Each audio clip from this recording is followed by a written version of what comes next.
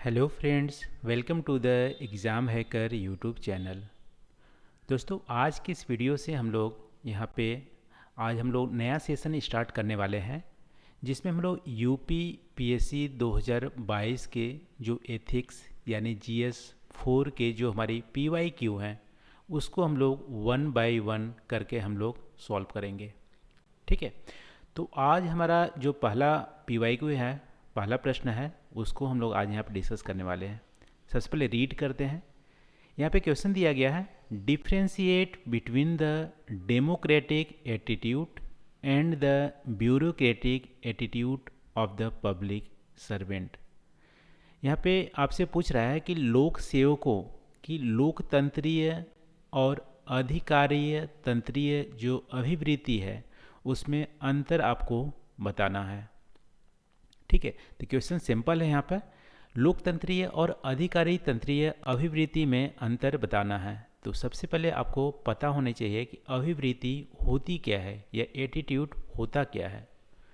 देखो, एटीट्यूड को सिंपली हम डिफाइन करेंगे कि ऐसा हमारा बिहेवियर, ठीक है, ऐसा हमारे बिहेवियर जो किसी पर्सन या ऑब्जेक्ट या किसी कार्य के प्रति हमारा नेगेटिव या पॉजिटिव या न्यूट्रल हमारी बिहेवियर होती है, उसको हम बोलते हैं एटीट्यूड। ठीक है, तो एटीट्यूड जस्ट एक फीलिंग है, आप बोल सकते हो जस्ट एक फीलिंग है जो किसी भी पर्सन या ऑब्जेक्ट को देखते ही हमें हमारे अंदर से जो हमारी पॉजिटिव फीलिंग आती है या नेगेटिव आती है या न्यूट्रल फीलिंग आती है, इसको हम बोलते हैं एटीट्यूड। एग्जाम्पल तौर पे हम देख सकते हैं, जैसे मान लो आप एक सांप को देखते हो, तो सांप को देखते ही उससे डर हो जाती है, यानी कि आपको नेगेटिव फीलिंग है और उसको आप चाहते हो कि आप मार दो उसको या कोई उसे मार दे। ठीक है, तो ये हमारी नेगेटिव फीलिंग, नेगेटिव एटीट्यूड बताती है सांप के प्रति। यदि आप कुत्ते को देखते हो तो कुछ लोग कुत्ते के प्रति नेगेटिव फीलिंग भी रखते हैं, लेकिन ज़्यादातर पॉजिटिव फीलिंग रखते हैं। देखते ही उसको आप या तो बिस्किट खिलाते हो या रोटी देते हो। ठीक है, तो ये हमारी पॉजिटिव फीलिंग हो गया कुत्ते के प्रति। वैसे ही हमारी टास्क किसी कार्य के प्रति भी हमारी नेगेटिव या पॉजिटिव या न्यूट्रल फीलिंग हो सकती है। तो ऐसे फीलिंग को हम बोलते हैं एटीट्यूड। ठीक है, अब देखो ये हमारी एटीट्यूड कैसे हमारी हेल्प करती है किसी भी टास्क को कंप्लीट करने के लिए। तो हमारी जो एटीट्यूड होती है इसको अलग तरह से भी हम कैटेगराइज कर सकते हैं, जैसे हमारी पब्लिक सर्वेंट के संदर्भ में। देखो, पब्लिक सर्वेंट हमारा इंडिया में आप बोल सकते हो बहुत ही वाइटल रोल होता है। क्या क्या रोल होता है? पब्लिक सर्वेंट के बहुत सारे काम होते हैं, जैसे मान लो लॉ एंड ऑर्डर को बनाए रखना। ठीक है, जो हमारी आईपीएस अधिकारी होते हैं वो लॉ एंड ऑर्डर को बनाए रखते हैं और इम्प्लीमेंट भी करते हैं, और कुछ हमारे जो प्रोजेक्ट होते हैं उसको कंप्लीट करने पड़ते हैं। तो हमारी सर्विस डिलीवरी भी होती है, पब्लिक सर्वेंट की रिस्पॉन्सिबिलिटी सर्विस डिलीवरी करना, लॉ एंड ऑर्डर को मेंटेन करना, गवर्नेंस करना और पब्लिक की जो प्रॉब्लम्स हैं उसको दूर करना, जैसे बहुत सारे कार्य हमारे होते हैं पब्लिक सर्वेंट का। अब पब्लिक सर्वेंट को इन कार्यों में हमारी एटीट्यूड की ज़रूरत पड़ती है। किस तरह से एटीट्यूड हमारा उसके लिए हेल्पफुल होगा रिस्पॉन्सिबिलिटी को करने, उसको ड्यूटी को निभाने के लिए। तो इन एटीट्यूड को दो कैटेगरी में हम डिवाइड करते हैं। पहला हमारे ब्यूरोक्रेटिक एटीट्यूड, दूसरा हमारी डेमोक्रेटिक एटीट्यूड। अब इन दोनों में डिफरेंस सबसे पहले देख लेते हैं। देखो, डेमोक्रेटिक एटीट्यूड का सिंपल मतलब आप बोल सकते हो कि यहाँ पे पीपल का पार्टिसिपेशन होता है। तो जैसे हमारे नेता लोग जैसे कार्य करते हैं, नेता लोग कैसे कार्य करते हैं कि पब्लिक जो चाहती है, मेजॉरिटी ऑफ पब्लिक जो चाहती है, नेता वही फुलफिल करता है और उससे वोट गेन करता है।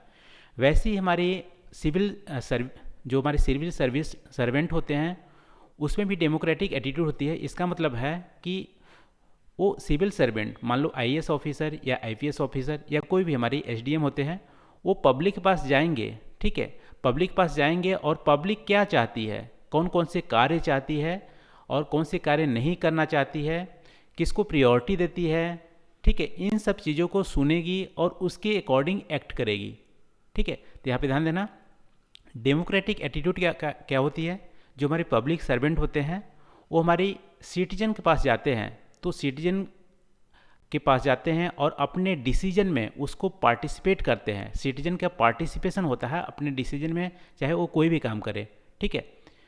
और ये पब्लिक जो ओपिनियन होती है उसको भी अपने डिसीजन मेकिंग में इन्वॉल्व करती है, और पब्लिक मेजॉरिटी पब्लिक जो चाहती है वैसे ही कार्य करती है। ये हमारी डेमोक्रेटिक एटीट्यूड बताता है पब्लिक सर्वेंट का। इससे क्या होती है कि जो उनके डिसीजन होते हैं वो हमारी ट्रांसपेरेंट होते हैं, पब्लिक उसको पहले से जानती हैं कि ऐसे होने वाले हैं, और किस तरह से एग्जीक्यूट होगा वो भी हमारे जानते हैं।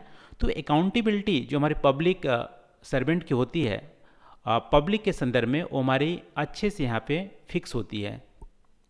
और जो पब्लिक की जो भी हमारी फीडबैक है वो भी हमारी डिसीजन मेकिंग में इन्वॉल्व होती है, तो पब्लिक फीडबैक भी होती है। और जो डिसीजन होती है वो हमारी बॉटम टू अप होती है। तो डेमोक्रेटिक एटीट्यूड जो रखता है हमारा सिविल सर्वेंट, वो हमारी बॉटम टू अप हमारे डिसीजन लेता है, यानी पब्लिक से पहले पूछता है और फिर डिसीजन लेता है, ठीक है। तो बॉटम टू अप होती है। तो ये हमारे डेमोक्रेटिक एटीट्यूड्स हो गया जब हमारा पब्लिक सर्वेंट हमारा होल्ड करता है। तो अब देख लेते हैं ये डेमोक्रेटिक एटीट्यूड अच्छी है कि ये बेकार है, या बाद में डिस्कस करेंगे। फिर देख लेते हैं हमारी ब्यूरोक्रेटिक एटीट्यूड। ब्यूरोक्रेटिक एटीट्यूड क्या होती है? जब हमारा कोई पब्लिक सर्वेंट ब्यूरोक्रेटिक एटीट्यूड लेता है, रखता है, तो कैसे अपने डिसीजन को फॉलो करता है। देखो, अपने डिसीजन को डिसीजन को एग्जीक्यूट करने के लिए ब्यूरोक्रेटिक एटीट्यूड पब्लिक से कोई भी फीडबैक या पब्लिक को पार्टिसिपेट नहीं कराता है। वो जैसे रूल्स और रेगुलेशन जैसा बोलता है उसके अकॉर्डिंग वो डिसीजन को मेड करता है, ठीक है। तो जो हमारे इस्टेब्लिश्ड हमारे प्रोटोकॉल होते हैं या रूल्स होते हैं उसके बेसिस पे कोई भी डिसीजन लेता है, इसमें पीपल का कोई भी पार्टिसिपेशन वो इन्वॉल्व नहीं करता है, ठीक है। और इसके अलावा आप बोल सकते हो कि इससे हमारी क्या होती है, ट्रांसपेरेंसी और अकाउंटेबिलिटी जो होती है पब्लिक के संदर्भ में वो हमारे यहाँ पे फिक्स नहीं होती है, क्योंकि पब्लिक को वो ज़्यादा यहाँ पे वैल्यू नहीं देता है, वो रूल्स रेगुलेशन को वैल्यू देता है, और जैसे रूल्स रेगुलेशन होता है उसको स्ट्रिक्टली फॉलो करता है। ये हमारी होगी democratic attitude of the public servant. अब देखो, इसमें हम लोग लिमिटेशन और हम जो हमारे मेरिट है उसको देख लेते हैं। तो जब पब्लिक सर्वेंट हमारे ब्यूरोक्रेटिक एटीट्यूड को फॉलो करता है तो हमारे इस्टेब्लिश्ड जो रूल्स हैं उसको फॉलो करता है, ठीक है। तो मान लो पब्लिक सर्वेंट बहुत ही अच्छा है, एनालिटिक है, अच्छे से डिसीजन ले सकता है, तो जो हमारे रूल्स रेगुलेशन है उसको फॉलो करते हुए जल्दी हमारी डिसीजन लेता है, ठीक है। ये हमारी जल्दी डिसीजन लेगा। लेकिन जो हमारी डेमोक्रेटिक एटीट्यूड वाला जो पब्लिक सर्वेंट है उसको डिसीजन लेने में थोड़ी सी डिले होगी, क्योंकि वो पब्लिक के कंसर्न को अपने डिसीजन में इन्वॉल्व करता है। तो जाहिर सी बात है, पब्लिक में बहुत ज़्यादा डाइवर्सिटी होती है, तो सारे कम्युनिटी की जो हमारी सोच है उसको इन्वॉल्व नहीं कर पाएगा, तो डिसीजन हमारी डिले हो जाती है जब हमारा पब्लिक सर्वेंट डेमोक्रेटिक एटीट्यूड हमारा होल्ड करता है, ठीक है। ब्यूरोक्रेटिक एटीट्यूड हमारा होल्ड करने वाला जो पब्लिक सर्वेंट है वो डिसीजन को जल्दी हमारा एग्जीक्यूट करता है। लेकिन हो सकता है कि जो हमारा पब्लिक सर्वेंट वो करप्ट नज़रिए से हो, इंटीग्रिटी उसकी डाउटफुल हो, तो ब्यूरोक्रेटिक एटीट्यूड में जो करप्शन है वो ज़्यादा होने के चांसेस होती है। और करप्शन जब ज़्यादा होंगे और रूल्स रेगुलेशन यदि कॉम्प्लेक्स होगा उसको एग्जीक्यूट करना भी बहुत ही मुश्किल हो जाता है, तो इस केस में हमारी डिसीजन डिले भी हो सकती है। तो आपने अक्सर सुना होगा कि ब्यूरोक्रेटिक एटीट्यूड के चलते हमारी जो इन्वायरमेंट होती है बिजनेस फ्रेंडली नहीं होती है, और फॉरेन कंपनी हमारे इंडिया में इन्वेस्ट नहीं करना चाहती हैं, क्योंकि यहाँ पे ब्यूरोक्रेटिक एटीट्यूड ज़्यादा है, रूल्स रेगुलेशन बहुत ही कॉम्प्लेक्स है, उसको एग्जीक्यूट करने में बहुत ज़्यादा टाइम लग जाता है। तो ये भी हमारे अक्सर देखने को मिलता है, ठीक है। अब ट्रांसपेरेंसी के संदर्भ में देखोगे तो ब्यूरोक्रेटिक एटीट्यूड उतनी ज़्यादा ट्रांसपेरेंट नहीं होती है जितनी हमारी डेमोक्रेटिक एटीट्यूड वाले पब्लिक सर्वेंट होते हैं। अकाउंटेबिलिटी हमारी डेमोक्रेटिक एटीट्यूड वाले में फिक्स हमारी होती है। ब्यूरोक्रेटिक एटीट्यूड हमारा उतनी ज़्यादा अकाउंटेबल नहीं होता है पब्लिक के संदर्भ में, ठीक है। वो अकाउंटेबल होता है रूल्स रेगुलेशन के संदर्भ में, लेकिन पब्लिक के संदर्भ में हमारी अकाउंटेबिलिटी नहीं होती है। अब देखो, ब्यूरोक्रेटिक एटीट्यूड हमारा डिसीजन क्या लेता है, टॉप टू डाउन लेता है, ठीक है। जैसे हमारे रूल्स रेगुलेशन होंगे वैसे हमारे डिसीजन लेगा। लेकिन जो हमारी डेमोक्रेटिक एटीट्यूड वाला जो पब्लिक सर्वेंट है वो क्या होगी, बॉटम टू अप हमारा डिसीजन उसकी होती है, पब्लिक से ज़्यादा वो फीडबैक लेता है और अपने डिसीजन को में इन्वॉल्व रखता है, ठीक है।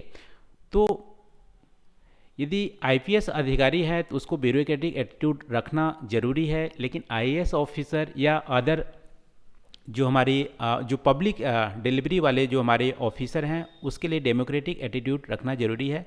लेकिन ऐसा नहीं है कि दोनों को मिक्स करके भी हम अपने जो रूल्स और रेगुलेशन को एग्जीक्यूट कर सकते हैं, क्योंकि हमारी डेमोक्रेटिक एटीट्यूड में भी कुछ हमारे डीमेरिट्स हैं और हमारी मेरिट्स हैं। ठीक है, तो दोनों को काइंड ऑफ मिक्स करके जहाँ पे जैसी ज़रूरत है उस तरह से एटीट्यूड रखने से हमारी पब्लिक डिलीवरी भी इफ़िशिएंट होगी, डिसीजन भी हमारी टाइमली होगा। तो इस तरह से आप बोल सकते हो कि दोनों एटीट्यूड के बारे में हम लोग यहाँ पे डिफरेंसेस हम लोग यहाँ पे देखें। ठीक है, तो कंक्लूजन में आप बोल सकते हो डेमोक्रेटिक एटीट्यूड जो होती है वो पब्लिक सर्वेंट को सिटीजन सेंट्रिक वर्किंग करने को इनक्रेज करती है, और जो पब्लिक सर्विस होती है वो हमारी ट्रांसपेरेंट, फ्लेक्सिबल होती है और अकाउंटेबल होती है। जबकि ब्यूरोक्रेटिक एटीट्यूड जो होती है पब्लिक सर्वेंट का वो हमारी रूल्स और रेगुलेशन जो हमारे इस्टेब्लिश्ड हैं उसके तहत काम करने को प्रेरित करता है, जिससे कि हमारी यदि रूल्स रेगुलेशन यदि कॉम्प्लेक्स होंगे तो हमारे जो डिसीजन लेना भी डिले हो जाएगा, यदि सिंपल होंगे तो हमारा डिसीजन लेना इजी हो जाएगा। ठीक है, तो रूल्स रेगुलेशन जो हमारे इस्टेब्लिश होते हैं वो हमारी रूल ऑफ लॉ को इम्प्लीमेंट करने में ब्यूरोक्रेटिक एटीट्यूड का हमारा ज़्यादा रोल होता है। ठीक है, तो ये हमारे दोनों में डिफरेंसेस हो गए, डेमोक्रेटिक और bureaucratic attitude of public servant में। तो आज के लिए बस इतना ही दोस्तों। आई होप यहाँ पे जो हम लोग डिस्कस किए हैं आपको पसंद आए होंगे। Thank you for watching. मिलते हैं अगले वीडियो में नए टॉपिक के साथ। Thank you.